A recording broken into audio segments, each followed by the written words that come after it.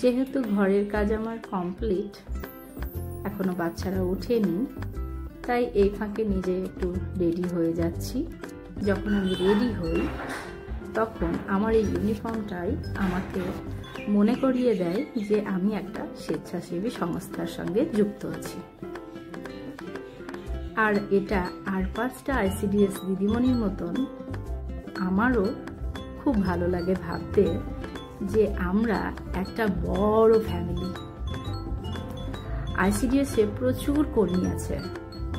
আমি 2010 সালে জয়েন করি আইসিডিএসে। এটা কিন্তু পুরনো একটা প্রজেক্ট। এই প্রজেক্টে অনেক বড় বড় দিদিরা আছেন আমাদের মাথার উপরে। অনেকে রিটায়ার্ডও করে গিয়েছেন, তাদের কাছে আমার সশ্রদ্ধ প্রণাম। আর ওনাদের আশীর্বাদে আমরা আরও আরেকটু পথ এগিয়ে চলব, এটা আমার বিশ্বাস।